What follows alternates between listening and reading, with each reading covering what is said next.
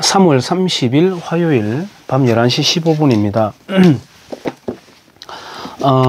월간조선 2018년 6월 호입니다. 여기에서 김정은 암살 조직에 대해서, 암살 계획에 대해서 한번 빼서 말씀을 드리려고 합니다. 이병호라고 있습니다. 국정원장을 지냈고 지금 이제 적폐청산을 한다고 전직 국정원장 3사람을 이제 수사를 받고 있습니다. 이분은 아직까지 감옥에 있는지 모르겠네요. 제가 영상 찍기 전에 검색을 안 해봤는데, 예, 북한의 김정은이가 그렇게도 죽이고 싶어 했던 사람이 바로 이 이병호 국정원장이 되겠습니다.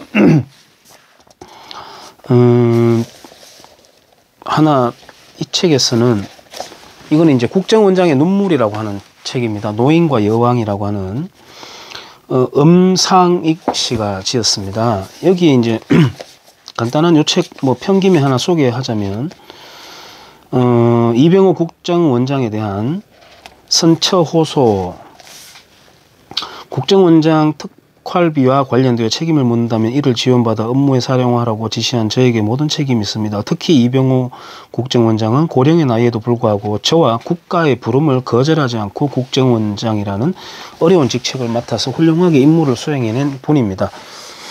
평생 군인으로 또 국정원장으로 근무하면서 비난받을 만한 개인적인 비리를 저지른 적이 단 한 번도 없는 청렴결백한 분으로 알고 있습니다.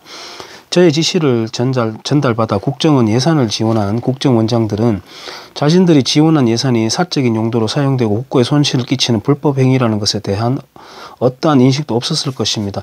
재판장님께서 이러한 사정을 해량하시어 국정원장들과 이 사건에 관련된 분들께 억울함이 없도록 살펴주시기를 부탁드립니다. 2018년 10월 17일 진술인 박근혜 되어 있습니다.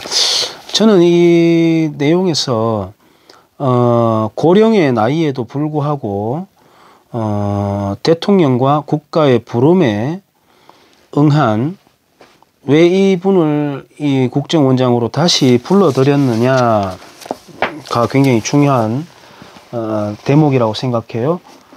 기도원의 스파이라는 책이 있습니다. 1권, 2권으로 되어 있는데요. 기도원의 스파이라고 하는 책을 이제 제가 알기로는 이 이병호 국정원장이 이제 번역했는 걸로 알고 있습니다.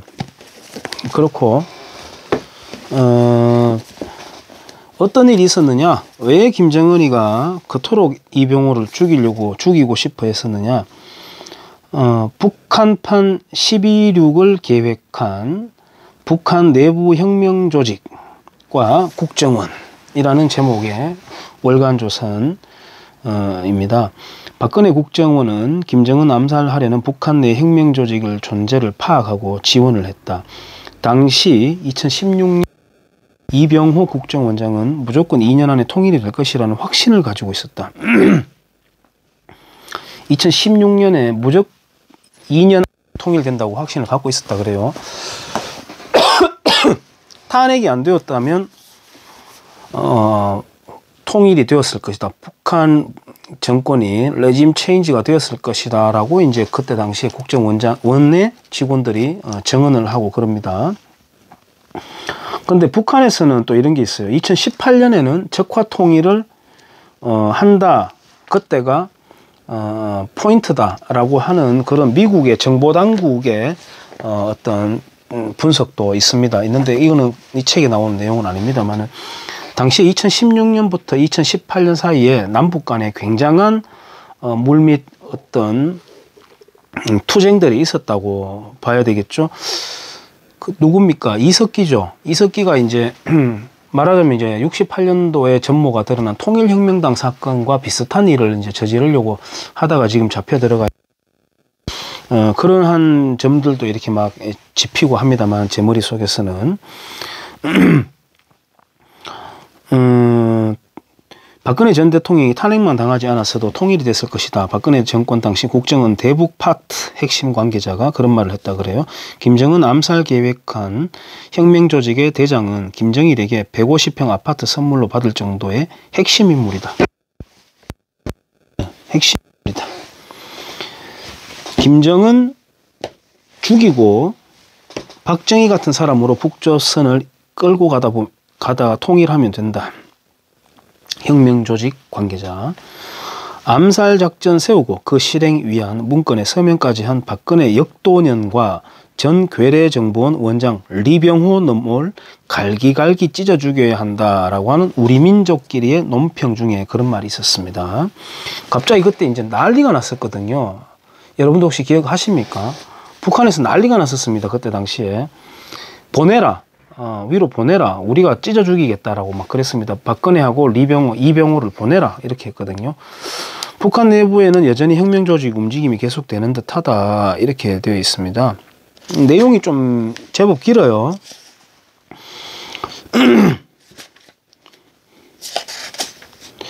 이때 이제 우리 민족끼리는 해서 이렇게 막 떠들고 할 때가 이제 촛불이 막 불을 살려 올릴 때거든요. 우리가 이제 글쎄 그때 참여했던 사람들은 아직까지도 야 최순실이 막 야 태블릿 PC 막 이렇게 이야기하고 이제 그랬기 때문에 우리가 정의를 찾기 위해서 이제 촛불을 들었다 이렇게 이야기하는데 순진한 겁니다. 순진한 거고 이제 표면적으로는 이제 그런 식으로 돌아가고 그 다음에 이제 민주노총에서 이제 좌판을 깔았죠. 그리고 이제 이른바 촛불 연예인이라고 하는 가수들이 나와가지고 이제 막 하고 재미를 이제 올리고 그게 이제 광우병 때도 그랬고 뭐 미선이 효소년 때도 마찬가지고 그런 메커니즘이 있습니다. 그렇게 만들어냅니다. 돈이 많이 들거든요. 아마 제 말을 듣는 경주 지역에 있는 분들도 제 말이 동의를 할 거예요. 그때 당시에 각급 기업 회사마다 관광버스로 한 대 또는 두 대, 뭐 많게는 세 대까지 그 노조원들이 동원이 되어 가지고 초창기에 그 사업에 이 돈을 모을 때 종잣돈이 필요하듯이 그 촛불 종자를 만들기 위해서 이제 올라갔습니다. 동원돼서 그때 올라갔습니다. 초창기에 올라가고 여기 경주에도 막 행진하고 막 그랬습니다. 민주노총이 이제 노조원들이 막 행진을 하고 그때 난리 났었습니다.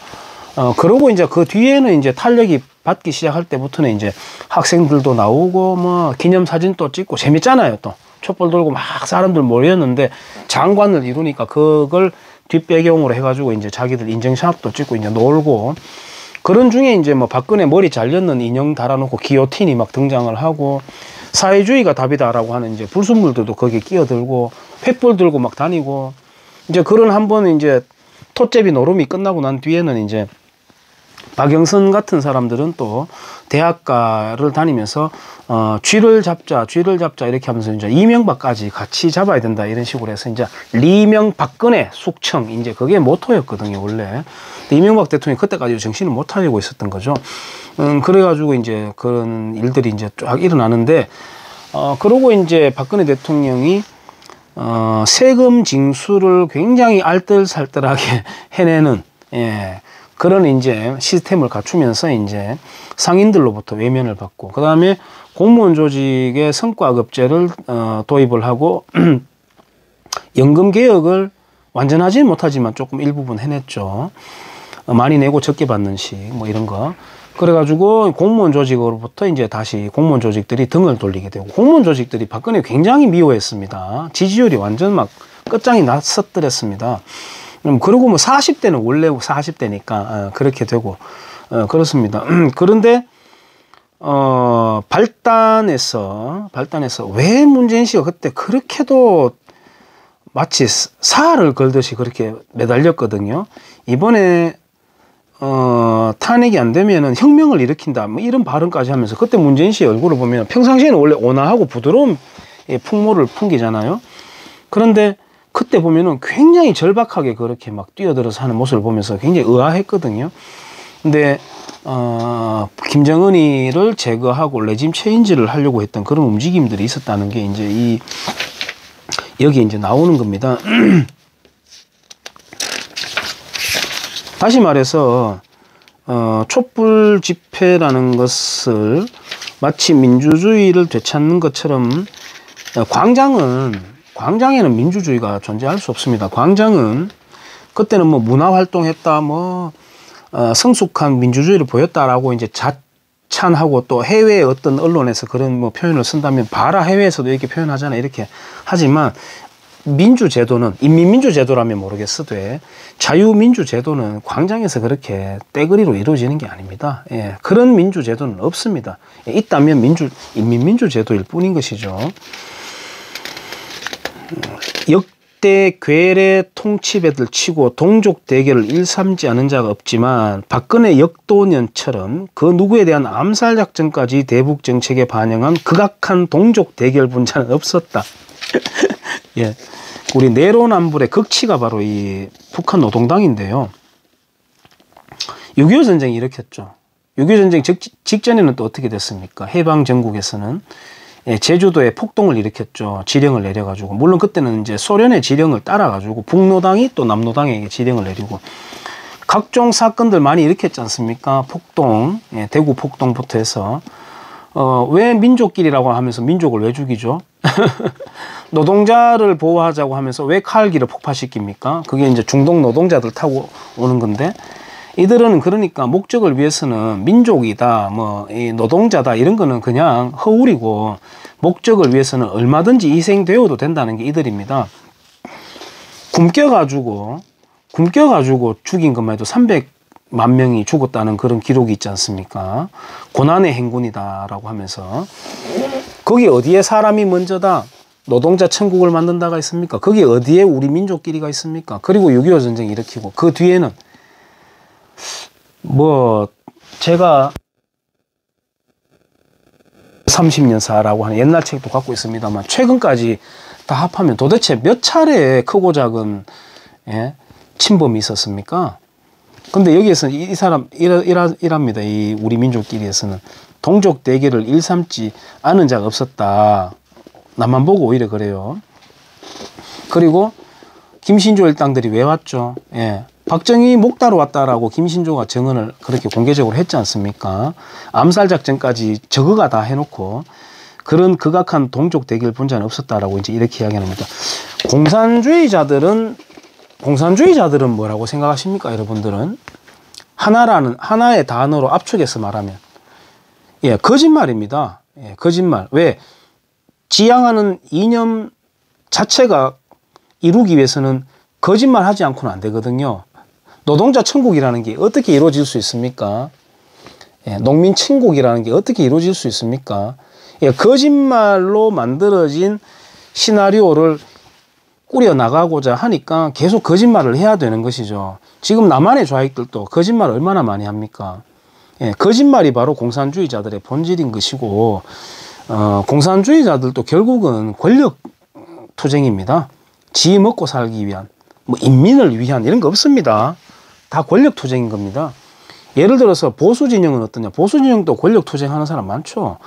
그나마 깨끗하게 이 땅의 어떤 발전을 위해서 헌신했는 대통령을 꼽으라면 저는 이승만, 박정희를 꼽습니다. 그리고 박근혜 대통령도 가장 돈에 대한 욕심이 없었던 사람인 것만은 분명한 것 같습니다. 제가 보기에 무능했느냐 안 했느냐는 논란의 여지가 있어도 가장 깨끗하다, 사적인 욕심을 안 부린 여자다라는 거는 저는 인정한다니까요. 북한 지역에서도 인민천국 만들자, 인민해방하자, 짜르 체제를 무너뜨렸듯이 뭐 일제를 몰아내고 미제를 몰아내자라고 했지만 소련하고는 왜 그렇게 소련의 개노릇을 하면서 그렇게 떠받들었습니까? 그러면 그리고 북한 지역에서 공산주의자들도 노선이 4개로 갈라집니다. 조선에서 4색 당쟁, 8색 당쟁까지 쪼개지는 거하고 똑같습니다. 뭐 국내파, 소련파, 연한파, 갑산파 이런 식으로 공산주의자들의 세력이 쪼개지죠. 물론 남쪽에서도 김성수를 비롯한 그 노선과 이제 또 쪼개지고 막 이렇게 갈라지긴 합니다만은 갈라져 가지고 쪼개지는 게 조선 DNA인가요? 어쨌든 공산주의자들은 결국은 누구를 위한다 이런 거는 다 허울이고 자기 권력 투쟁이라는 것 뿐입니다. 여러분들이 요거는 한번 검색해서 보시면 좋을 것 같습니다. 제가 검색해 가지고 밑에 댓글에 링크를 걸어 놓도록 하겠습니다. 한번 자세하게 읽어보시고 그때 탄핵 전에 이런 일들도 있었구나 라는 걸 우리가 한번 상기해 보자 라고 하는 생각에서 원래 이제 국정원장의 눈물이라고 하는 이병호 원장에 대한 책을 소개하려고 하다가 이병호 원장이 발탁되어 가지고 왔는 핵심 이유가 바로 북한 레짐 체인지다라는 걸 제가 상기시키기 위해 가지고 이 월간조선 2018년 6월호를 제가 일부분을 한번 발췌해서 한번 말씀을 드린 겁니다. 예, 여기까지 하겠습니다.